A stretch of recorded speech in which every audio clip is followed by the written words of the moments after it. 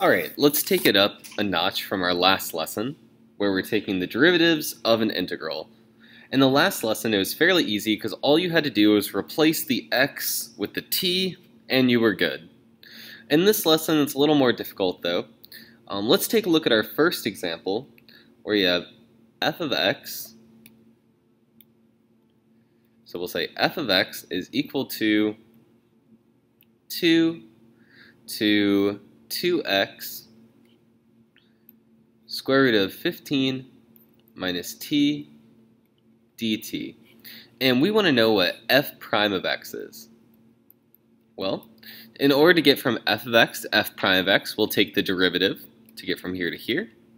So we'll take the derivative d over dx.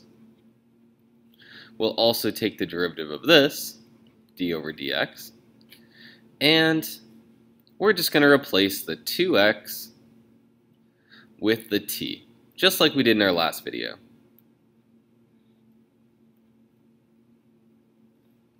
And let's change colors for that to show that we plugged this in. The only difference here is that the upper limit is not just an x, it's 2x, which adds a small layer of complexity. The first step is just to plug in the 2x to the t, so you have square root of 15 minus 2x, but then you have to multiply by the derivative of 2x. We know the derivative of 2x is just 2, so this is the complete derivative of this integral. We replace the t with 2x, and then we multiply by the derivative of this upper limit, and that's times 2. Let's try another example. Let's say we have f of x is equal to 1 to x squared square root of 1 plus t cubed dt. That's t cubed. And we want to know what f prime of x is equal to.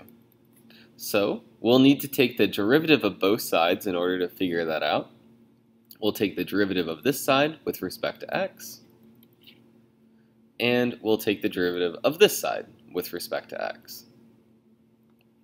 So on the left side, it's pretty clear the derivative of f of x is just f prime of x, and over on the right side, all we need to do is plug in the x squared to this function to take the derivative.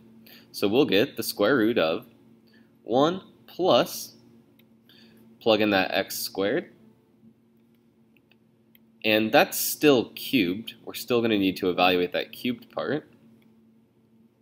However, because this is not just x, but x squared, we'll also need to multiply by the derivative of x squared, which is 2x. Now we can simplify our function.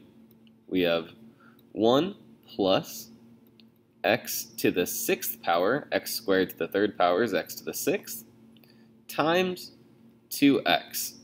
Or we can simplify it as 2x times the square root of 1 plus x to the 6th. Let's try one last problem. Let's do f of x is equal to -5 to cosine x to t dt. And let's say for this problem, we want to know what is the value of the derivative evaluated at 0. Well, in order to evaluate this, we'll need to first know what f prime of x is equal to, meaning we'll take the derivative of both sides of this equation. And that's going to leave us with 2 times plugging in cosine x to this t. And since we didn't just plug in x, we plugged in cosine x, we'll need to multiply by the derivative of cosine x, which is negative sine of x. Let's simplify this just a little bit. We'll get f prime of x is equal to -2 sine x cosine x, although this would have been fine as well. Now we can evaluate this at 0, f prime of 0 is equal to negative 2 times sine of 0 times cosine of 0. We'll see what this comes out to. That's negative 2. Sine of 0 is 0. And cosine of 0 is 1. So it looks like this is going to be equal to 0.